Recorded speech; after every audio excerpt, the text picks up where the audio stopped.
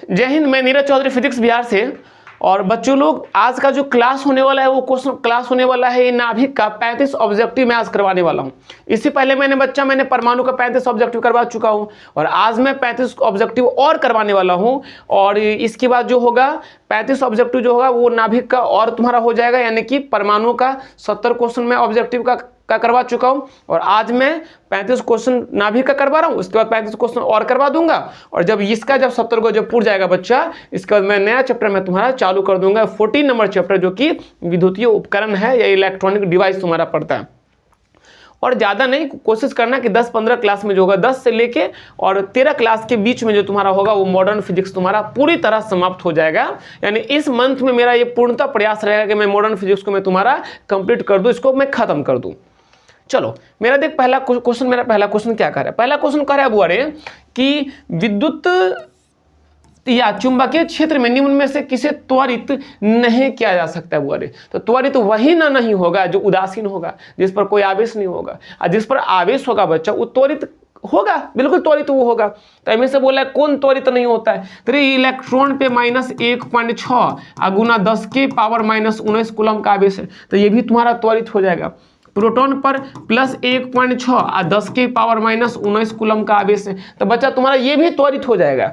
Neutron क्या होता है? ये तुम्हारा उदासीन होता है, इस पर कोई आवेश नहीं होता है। और अल्फा कण जो होता है ये +3.2 गुना 10 की पावर -19 कूलम का इस पर आवेश होता है। तो इनमें से कौन त्वरित नहीं होगा बोरे? तुम्हारा न्यूट्रॉन क्या होगा? न्यूट्रॉन तुम्हारा त्वरित होने वाला नहीं था। मेरा इस क्वेश्चन का जो आंसर होगा वो मेरा ऑप्शन नंबर कौन से हो जाएगा? ऑप्शन नंबर सी मेरा सही हो जाएगा। ठीक है, देख, मैं क्वेश्चन का आंसर बहुत बारीकी से बताता हूं और ऐसे बताता हूं कि तेरे माइंड में वो सीधा जाके छप जाएगा, पूरा फिट हो जाएगा। ऐसे मैं कोशिश करता मैं तुझे ऐसे बताऊं और मैं तुझे ऐसे पढ़ाऊं, और मेरा बस यही मोटिव होता है कि जो मैं पढ़ाता हूं बच्चे के माइंड में वो चल जाए, बच्चे का माइंड में वो पूरा का पूरा सेट हो जाना चाहिए। अब बच्चा लोग, तू लोग भी मेहनत अच्छा से करेगा और जहां पर कोई समस्या होगा मैं तेरे लिए हूं।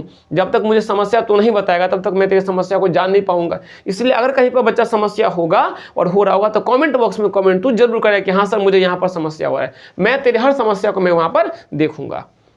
आगे आओ, अगला क्वेश्चन देख। अगला क्वेश्चन कह रहा है कि निम्नलिखित युग्मों में कौन सा संभारिक युग्म है? ये संभारिक किसको कहता है? जिसका द्रव्यमान संख्या समान होता है, यानी जिसका भार समान होता है वो संभारिक कहलाता है। तो देख, तो इसमें से ऑप्शन नंबर जो तू डी नंबर देख, तो तेरा डी बच्चा क्या बोला है? डी में तुम्हारा देख तो ऑप्शन नंबर डी में क्या, यहां भी 30 यहां भी 30 है, तो भार तो दोनों का समान है, इसका मतलब आपस में संभारिक कौन होगा? ऑप्शन नंबर तुम्हारा डी इसका करेक्ट आंसर हो जाएगा। ठीक है, चलो अगला क्वेश्चन पे।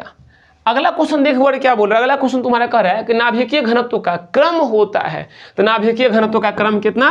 10 के पावर 17 वाला क्रम होता है। तो जहां भी तुम्हारा 10 के पावर 17 तुम्हारा होगा वो तुम्हारा करेक्ट आंसर होगा।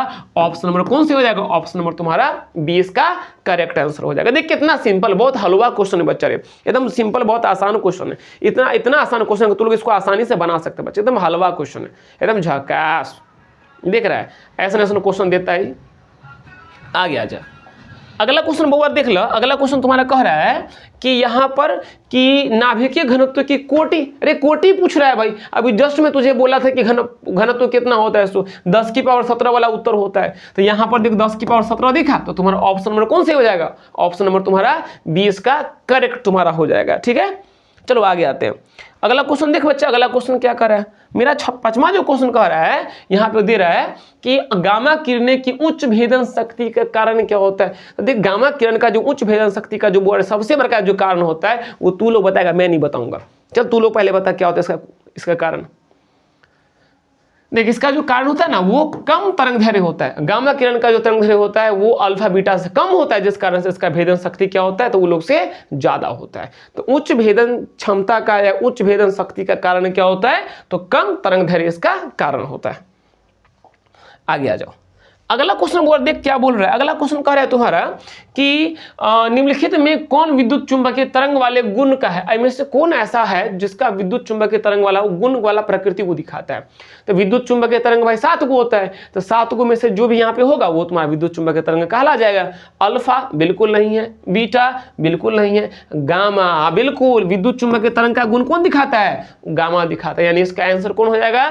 ऑप्शन नंबर 6 का मेरा सी मेरा करेक्ट हो जाएगा। यानी गामा तुम्हारा विद्युत चुंबकीय तरंग वाला गुण को दिखाता है। देख कितना सिंपल, एकदम अच्छा क्वेश्चन है। अरे क्रीम की तरह एकदम हलवा क्वेश्चन है यार, एकदम आसानी से तू क्वेश्चन को तू बना सकता है। और बच्चे अगर तू यहाँ प्रैक्टिस कर लेता है, अगर यहाँ पर तू इसको अच्छा से अगर बारीकी से तू अगर देख लेता है तो तुझे समस्या होने वाला नहीं है। और मैं तो इतना ही बोलूंगा कि मैं जो क्वेश्चन तुझे करवा दिया, जो क्वेश्चन मैं करा दूं, उसको तू याद कर, उसको तू रिमाइंड कर ले माइंड में, और उसको इस तरह तू उसको याद, उसको माइंड में तू डाल कि कहीं भी क्वेश्चन देखने को मिले और तुरंत हाँ भाई इसका आंसर ये होगा, मुझे पता है, बात खत्म, मुझे आता है, मुझे बस आता है ना। जैसे ना मैं क्वेश्चन नंबर दिया, निम्नलिखित में से विद्युत चुंबकीय तरंग वाला गुण कौन दिखाता है, बात खत्म भाई, गामा दिखाता है। ऑप्शन देख, ऑप्शन पर 7 में से अगर है तो लगा दो उसमें, ठीक नहीं है 3 में से कोई नहीं लगा कि भाई बाहर तू निकल जा, यही लगा देता। अगर ये नहीं होता यहाँ पर लगा देता, ध्वनि लगा देता, ध्वनि लगा देता। तो क्या ध्वनि है? बिल्कुल नहीं है, विद्युत चुंबकीय तरंग ध्वनि नहीं है। तो मेरा ऑप्शन कौन सी हो जाता? ऑप्शन में मेरा डी मेरा सही हो जाता है। लेकिन यहाँ पर ध्वनि का चर्चा नहीं है, यहाँ पर ध्वनि का चर्चा नहीं, इसलिए ऑप्शन नंबर मेरा सी मेरा करेक्ट हो गया। आगे आओ,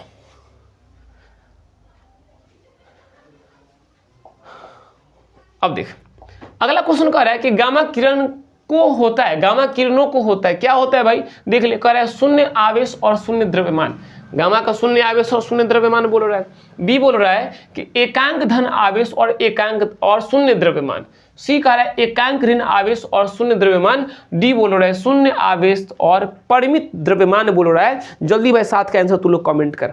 गामा का क्या होता है? तो बउआ गामा का जो होता है शून्य आवेश भी होता है और शून्य इसका द्रव्यमान भी होता है। ऑप्शन नंबर तुम्हारा क्या हो जाएगा? ऑप्शन नंबर तुम्हारा ए इसका करेक्ट। 7 का ऑप्शन नंबर ए तुम्हारा करेक्ट हो जाएगा। ठीक है, चलो आगे चलो। अगला क्वेश्चन देख, एकदम झकाझक हुआ क्वेश्चन है। ऐसा क्वेश्चन है कि तू इसको बहुत अच्छा से तू इसको बना सकता है, बहुत अच्छा से तू इसको बना सकता है। मैं बोला हूं ना, बहुत मजेदार क्वेश्चन सब है।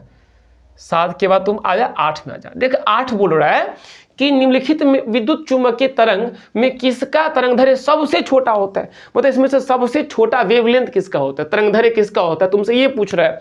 ऑप्शन दे रहा है, अवरक्त किरण का दे रहा है, दृश्य प्रकाश किरण का दे रहा है, गामा किरण का बोल रहा है, या रेडियो तरंग का बोल रहा है। बताइए इनमें से कौन ऐसा तरंग विद्युत चुंबकीय तरंग है जिसका तरंगधैर्य सबसे कम होता है? तो 8 का आंसर तू कमेंट में जरूर तू कमेंट कर। 8 का आंसर बता। वो आंसर क्या होगा? तो मैं तुमको अभी जस्ट तुमको दिखाया था कि सबसे कम जो विद्युत, जो सबसे तरंग, मतलब सबसे ज्यादा भेदन क्षमता किसका होता है? गामा का होता है। यह कला को उसका तरंगधैर्य सबसे कम होता है। तो यहां देखिए क्या बोल रहा है, विद्युत चुंबकीय तरंग में किसका तरंगधैर्य सबसे छोटा होता है? तो किसका होता है भाई?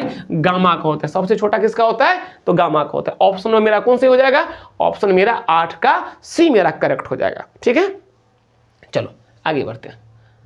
अगला क्वेश्चन देखो, 8 हो गया ना। 9 नंबर देख 9 नंबर क्या बोल रहा है। अरे एकदम हलवा क्वेश्चन, बहुत झकास क्वेश्चन है। चलो अगर ये क्वेश्चन सब तू कर लेता है ना तो एग्जाम में तुझे समस्या दिक्कत तुझे होने वाला बिल्कुल भी नहीं है। ठीक है, क्वेश्चन कर रहा है, जब कोई रेडियो सक्रिय तत्व अल्फा कण उत्सर्जन करता है तो उसका द्रव्यमान संख्या क्या होता है? तो जब कोई रेडियो सक्रिय तत्व अल्फा कण का उत्सर्जन करता है तो उसका द्रव्यमान संख्या 4 इकाई बढ़ जाता है, क्योंकि अल्फा कण किसके बराबर होता है?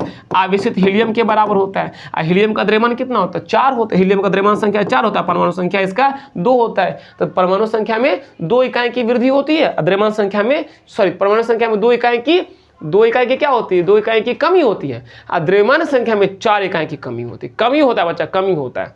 तो देख, तो द्रव्यमान संख्या में कमी होना चाहिए। बढ़ता है परंतु परमाणु संख्या घटता है। बिल्कुल नहीं भाई, गलत है। घटता है, इसका परमाणु संख्या भी घटता है। हाँ, ये हो सकता है बी नंबर, घटता है परंतु परमाणु संख्या बढ़ता है। गलत हो गया। डी बोल रहा है वही रहता है। नहीं, इसका ऑप्शन कौन से हो जाएगा? इसका ऑप्शन नंबर तुम्हारा बी तुम्हारा करेक्ट हो जाएगा। 9 का ऑप्शन नंबर तुम्हारा बी बच्चा करेक्ट हो जाएगा। ठीक है, यानी इसका द्रव्यमान संख्या क्या होता है? इसका द्रव्यमान संख्या यानी परमाणु संख्या में 2 इकाई तथा द्रव्यमान संख्या में 4 इकाई की कथी होता है? कमी होता है। किसको निकालने पर भाई? तो ये होता है तब जब तू अल्फा को निकालेगा तब होगा। ऑप्शन में मेरा बी मेरा करेक्ट हो गया। ठीक बच्चा, चलो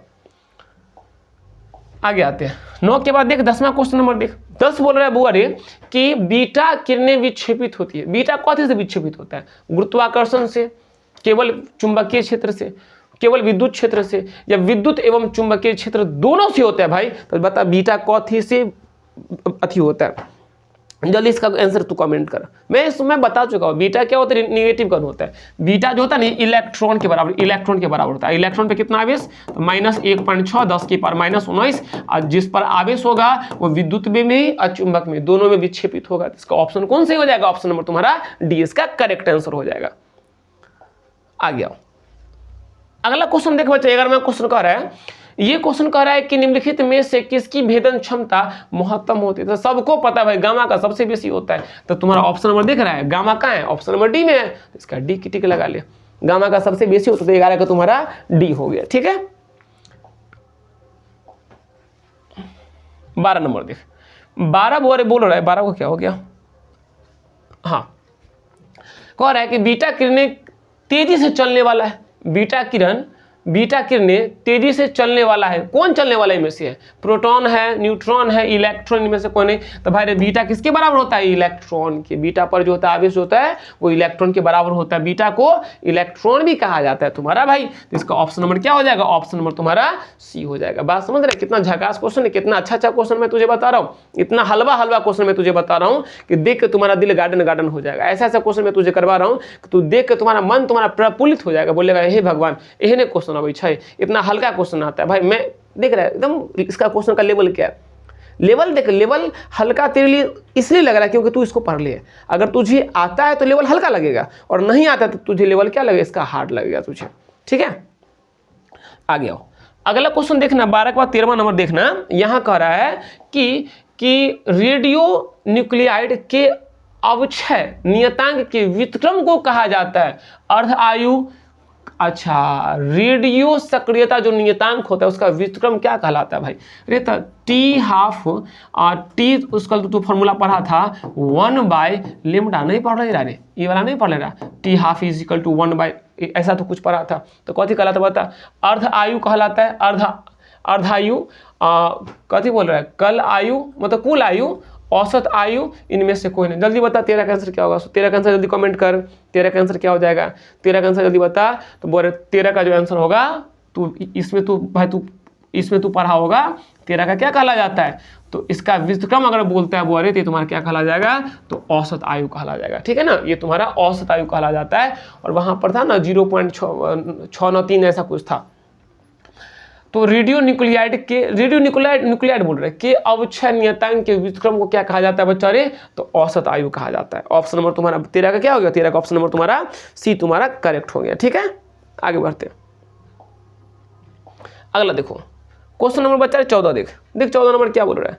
यहाँ कह रहा है कि रेडियो सक्रियता पदार्थ की अर्ध आयु कितना होता है। तो भाई देखी से तुझे लग रहा हो कि अर्ध आयु कितना होता है, जल्दी बता कितना होता है। सो हाफ लाइफ इसका कितना होता है, 0.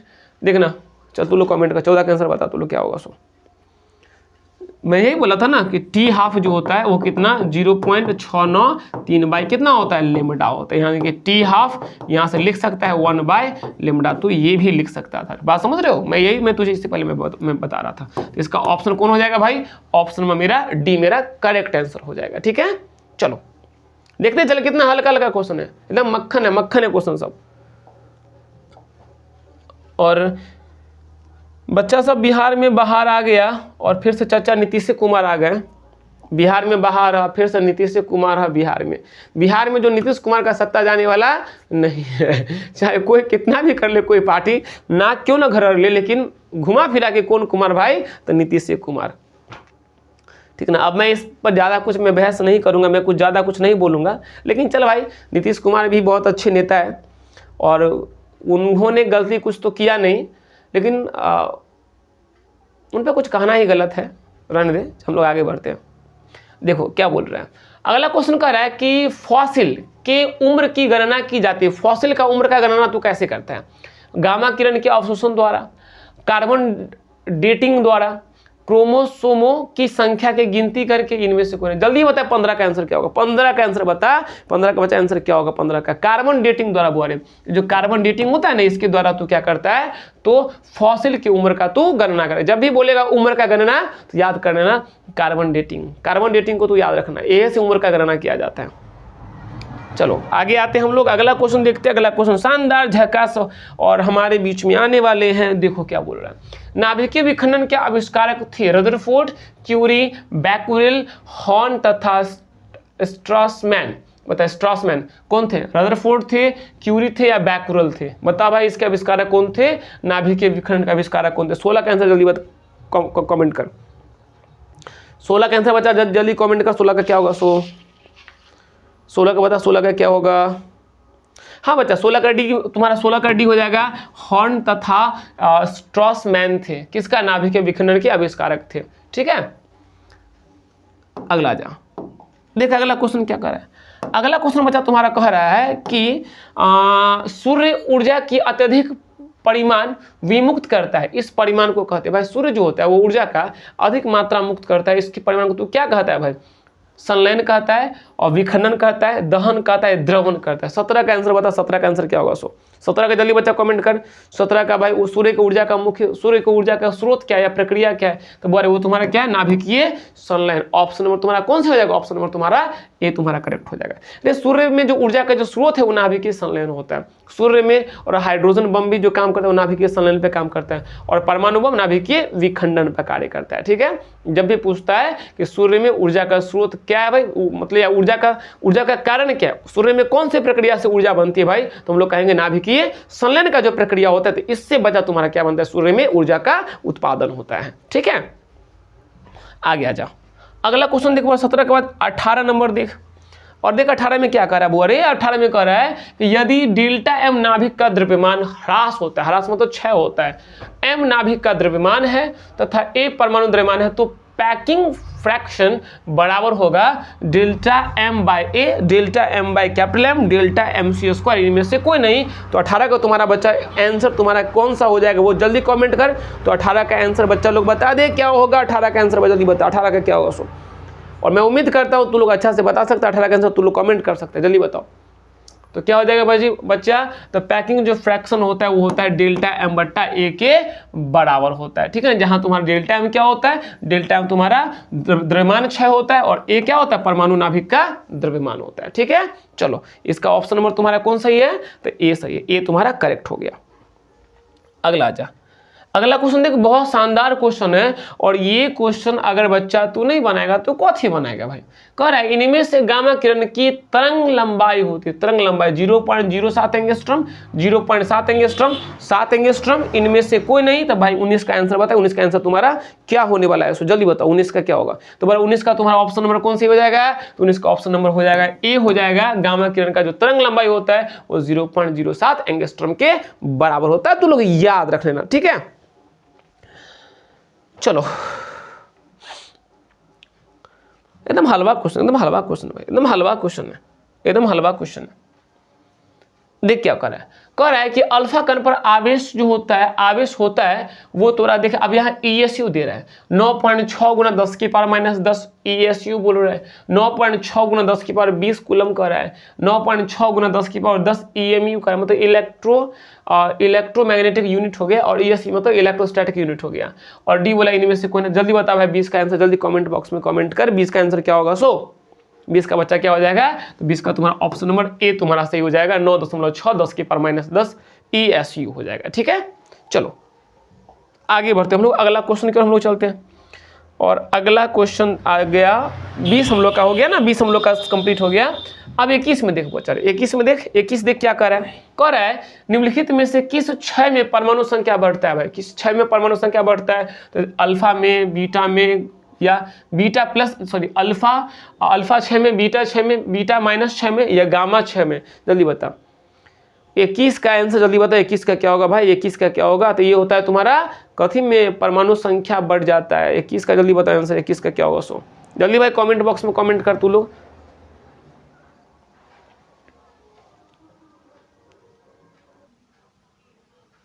चल बच्चा रे, तो उसका तू लोग बता दिया था, कहाँ गया भाई? भाग गया। हाँ, तो इसका आंसर क्या होगा भाई? तो इसका जो आंसर होगा तू लोग का क्या हो जाएगा? तो इसका आंसर हो जाएगा बीटा 6 हो जाएगा। ठीक है, इसका आंसर हो जाएगा तुम्हारा बीटा 6 हो जाएगा। ऑप्शन नंबर तुम्हारा कहाँ गया? इसका हो जाएगा तुम्हारा बीटा 6 हो जाएगा। बीटा 6 हो जाएगा, बीटा 6 हो जाएगा, बीटा 6 हो जाएगा, बीटा 6 हो जाएगा तुम्हारा ऑप्शन नंबर तुम्हारा बीटा 6 ये वाला निगेटिव वाला हो जाएगा। ठीक है, ऑप्शन नंबर तुम्हारा सी इसका करेक्ट हो जाएगा। ठीक, थोड़ा टेक्निकल इशू आ गया था, टेक्निकल इशू था जिस कारण से मैं बीच में थोड़ा सा चला गया था। चलो आगे आ जा बच्चा।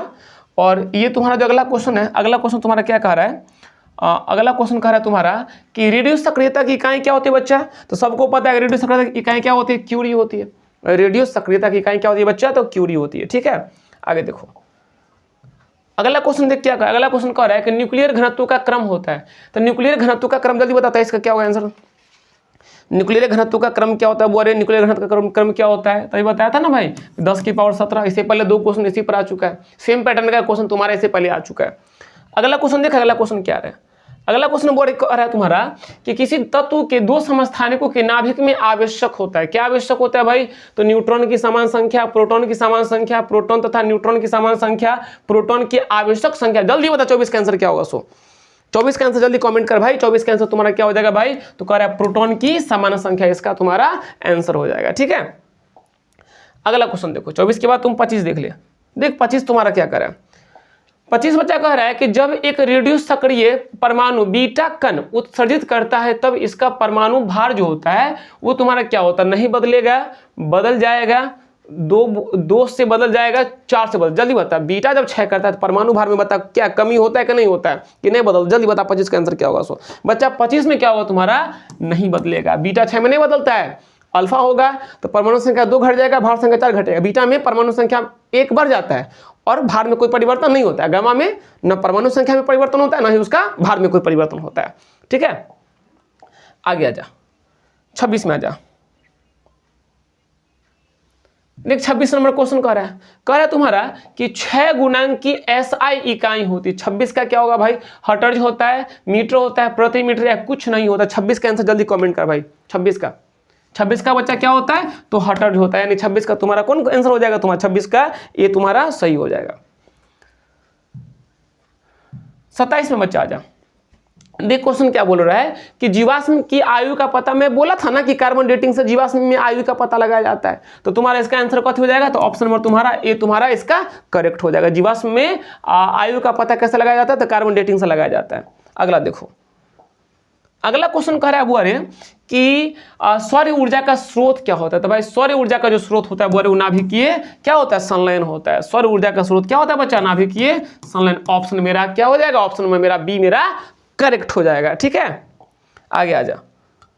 अगला क्वेश्चन देख, अगला क्वेश्चन बच्चा की कह रहा है, क्वेश्चन नंबर 29 है। देख बहुत आसान क्वेश्चन है, बहुत सिंपल, बहुत अच्छा क्वेश्चन मैं लेके आ जाया हूं।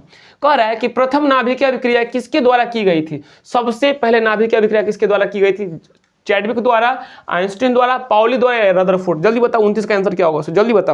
29 का तुम्हारा हो जाएगा रदरफोर्ड महोदय के द्वारा किया गया था। ठीक है ना, रदरफोर्ड इसका आंसर हो जाएगा। अगला देखो, अगला क्वेश्चन देखा, अगला क्वेश्चन क्या कर रहा है।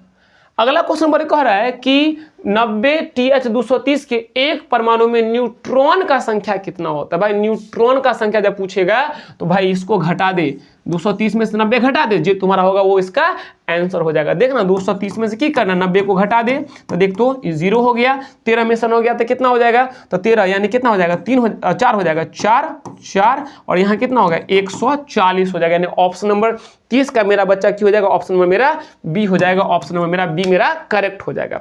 जब भी न्यूट्रॉन बोलेगा ना तो क्या करना है, तो एटॉमिक मास में से प्रोटॉन का संख्या को तुझे माइनस कर देना है। आगे आ जा। उसके बाद तुम्हारा क्या क्वेश्चन है 31 नंबर क्वेश्चन देख। 31 बोला है तुम्हारा इनमें से कौन आवेश रहित है। अरे आवेश किस पर नहीं होता है, तो फोटोन पर नहीं होता है भाई, प्रोटॉन पे होता है, बीटा पे होता है, अल्फा सब पे होता है। फोटोन पर भी आवेश होता है बच्चा, सॉरी फोटोन फोटोन कण बोल रहा है, अरे प्रोटॉन बोल रहा है, फोटोन कण, प्रोटॉन पर तो आवेश होता ही है, फोटोन जो होता है उस पर आवेश नहीं होता है। ठीक है ना, अल्फा पर होता है, बीटा पर होता है, प्रोटॉन की भी होता है, फोटोन कण पर नहीं होता है। ठीक है ना, तो ऑप्शन में मेरा कौन सी हो जाएगा, ऑप्शन में मेरा सी मेरा करेक्ट हो जाएगा।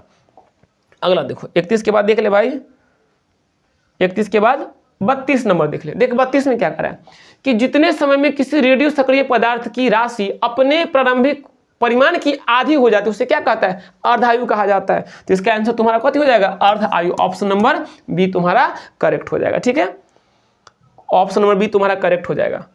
अगला देखो, अगला क्वेश्चन कह रहा है कि द्रव्यमान ऊर्जा के समतुल्य है, यह संबंध किसके साथ है भाई? तो E बराबर कितना, mc स्क्वायर। और ये कौन दिया था? तो ये अल्बर्ट आइंस्टाइन दिया था। अल्बर्ट आइंस्टाइन का ये समीकरण था, E बराबर mc स्क्वायर। द्रव्यमान और ऊर्जा का संबंध इसी के साथ होता है। ऑप्शन नंबर सी तुम्हारा करेक्ट हो गया 33 का बच्चा। देख कितना सिंपल हलवा क्वेश्चन है, ये बहुत आसान क्वेश्चन सब है।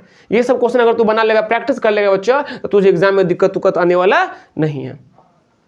आगे क्वेश्चन देखो, 33 हो गया। 34 नंबर देख। 34 में बच्चा कह रहा है कि निम्नलिखित में से कौन विद्युत चुंबकीय प्रकृति की नहीं है? विद्युत चुंबकीय प्रकृति का भाई कौन नहीं है बच्चा? तो एक्स किरण नहीं है। अरे भाई ये बीटा नहीं है, बीटा नहीं है। एक्स किरण तो बिल्कुल एक्स किरण है, प्रकाश किरण भी है और गामा भी है, में से कौन नहीं है भाई? तो बीटा तुम्हारा 7 में से नहीं है। ठीक है, तो ऑप्शन नंबर तुम्हारा डी तुम्हारा बिल्कुल करेक्ट हो जाएगा बच्चा। और लास्ट क्वेश्चन तुम लोग का बच गया, और वो क्वेश्चन क्या है? क्वेश्चन नंबर 35 में आ जा और इसका आंसर बउआरे तू लोग खुद इसका आंसर दे भाई कि नाभिकों के मिलने और नए नाभिक के बनने और ऊर्जा के मुक्त होने की घटना को क्या कहा जाता है? नाभिक के मिलने और नए नाभिक के बनने नहीं से ऊर्जा के मुक्त होने की घटना कहलाता है नाभिकीय संलयन, नाभिकीय विखंडन, श्रृंखला अभिक्रिया या तत्वावर्तन। बता इसका आंसर क्या होगा? 35 का बच्चा आंसर तू जल्दी कमेंट कर, मैं तेरा वेट कर रहा हूं। 35 का आंसर क्या होगा? सो